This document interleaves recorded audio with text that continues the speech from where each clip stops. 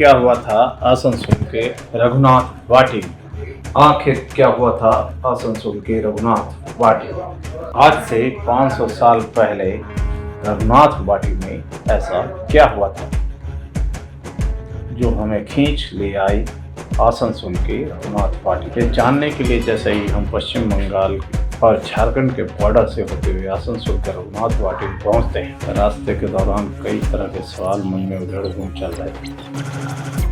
जैसे जैसे लोग सड़कें क्रॉस कर रहे थे, गाड़ियां पास से गुजर रही थी, मन में वैसे ही उतनी ही जल्दी प्रश्न और उत्तर का आना जाना निरंतर बना रह रहा है। तरह तरह के सवालों और उधड़ घूम के बीच हम पहुँचते हैं मंदिर के मुख्य द्वार से, जहाँ हमें डिस्टर्ब करने वाली सबसे बड़ी चीज़ थी कि एक मंदिर के मुख्य प्रांगण के ठीक बाहर माँ का मंदिर क्यों। जब सारी मंदिर और व्यवस्थाएं एक ही मंदिर परिसर में थी तो ये मंदिर आखिर बाहर क्यों। खैर कोई जो भी हो, हमने उस मंदिर को प्रणाम किया और उसके कारणों को जानने की कोशिश की, लेकिन उससे पहले ही हमें लोगों ने मंदिर के अंदर बाबा चंद्रचूड़ के दर्शन करने को कहा।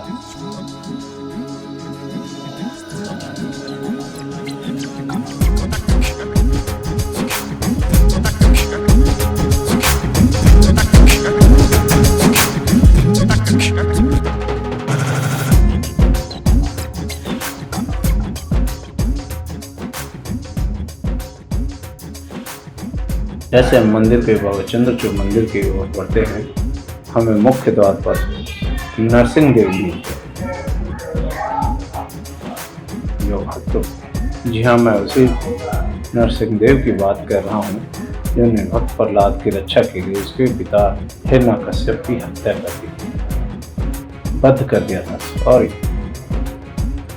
ये वही हिरण्यकश्यप थे जिन्होंने भगवान विष्णु की पूजा आराधना के दौरान भक्त प्रहलाद के शत्रु बन बैठे थे, यहाँ अपने पुत्र का ही शत्रु बन बैठे थे। मंदिर परिसर पहुँचते ही हमें यहाँ कुछ स्थानीय नागरिक मिलते हैं जिनका मुख्य काम मांगना होता है। इससे हमें समझ में आता है कि यहाँ भक्तों का भीड़ हमेशा लगा रहता है। और आप जैसे ही मंदिर के अंदर पहुँचते हैं, हमें मिलता है मंदिर के बाईं ओर मंदिर कमेटी और दाहिनी ओर माँ दुर्गा की मंदिर। इसी मंदिर का नाम है सिद्धेश्वरी माता मंदिर। इसे पार करते हुए और हमें एक चीज़ यहाँ पर जो सबसे बड़ा आकर्षक लगी, बहुत सारे नेम प्लेट लगे।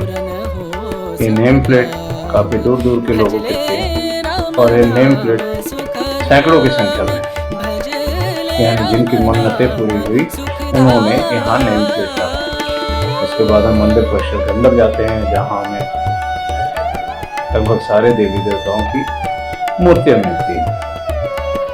चारों ओर मंदिर में मूर्तियां और आकर्षक मन मोह लेने वाली मुद्राएं। ये जो आप देखेंगे, आपको हर मंदिर में हर काम में एक अनोखा आकर्षण आपको दिखेगा।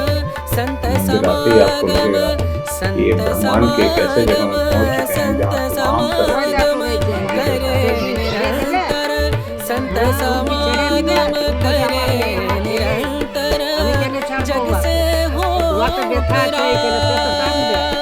তুই ধর না দিচ্ছ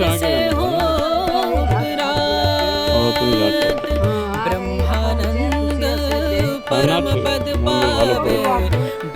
কি নাম তোমার? কি নাম? কতদিন থেকে মন্দির দেখছো? 40 বছর থেকে তুমি সেবা দিচ্ছ আর মন্দির বাপ দাদা মন্দির দেখতো আগে, তার থেকে পুরানো মন্দির আছে। মন্দিরটা কি করে হলো? কি নাম বলে? সুমন মাঝি, সুমনি মেজা। বাবা দাদা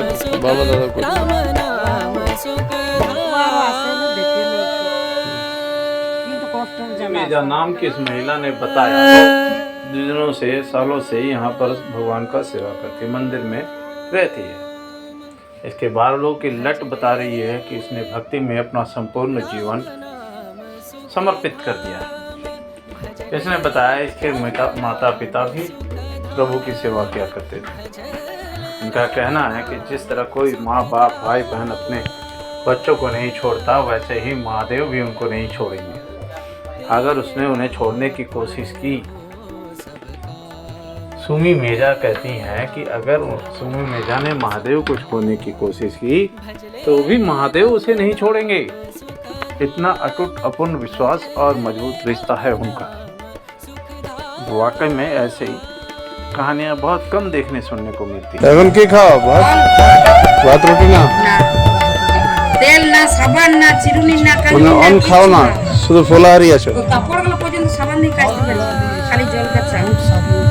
খারাপ হলে ফেলে দেন, অন্য নতুন করতে পারবে। হ্যাঁ, নতুন করে আমরা এখানে বিরাট বড় একটা মাঠ ছিল, বুঝলেন?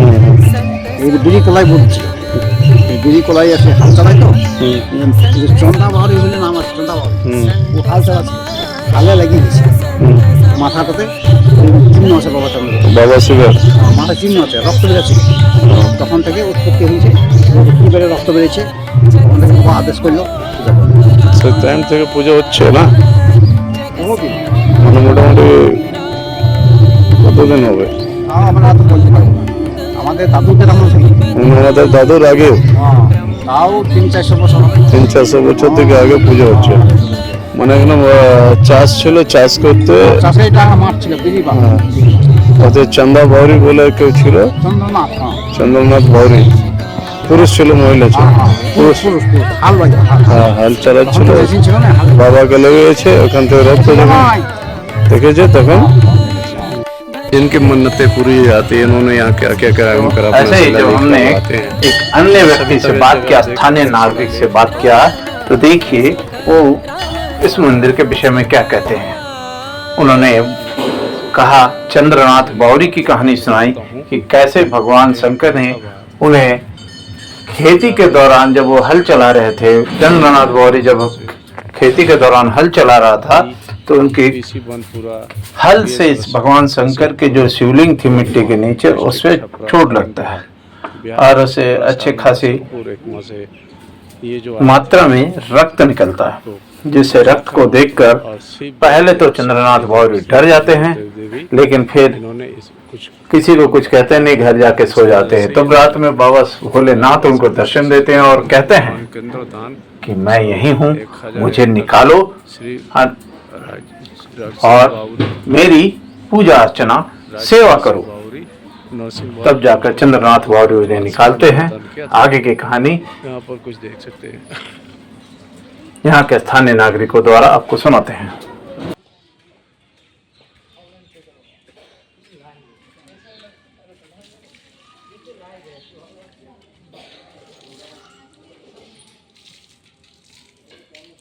ये जिस इन्होंने कई लोगों ने अपने स्तर पे जिन्होंने कि मन्नतें पूरी है और उन्होंने यहाँ अपना दान किया है, आप देख सकते हैं। यहाँ आपको ये समझ में आएगा सावित्री कि बाला मुद्दा देवी कि बेलरुई देवताओं ने समय समय पर अलग अलग अवतरण लिया था। जब महादेव से बात करने के लिए हम यहाँ पहुँचते तो हमें यहाँ एक सेविका मिलती है जो मंदिर की सेवा जिनको बाप दादा से भी करते थे वो भी करती है। ये धरना देता हुआ जब उनसे पूछा गया कि क्या आप ये काम छोड़ देंगे अगर कोई बढ़िया काम मिले, तो कहते हैं कि भला कोई अपने माता पिता को छोड़ता है क्या। ये शहर के लोग करते होंगे, हम ग्रामीण नहीं करते। महादेव हमारे पिता हैं और हम उनकी सेवा में কত বছর ধরে? लगे पड़े हैं और शुरू से ही और आगे भी काम 3 বছর ধরে এখানে আছে ধর্ণা। इनका नाम सुमी मेजा है। सुनिए इनकी जुबानी स्थानीय भाषा बेंगोली में।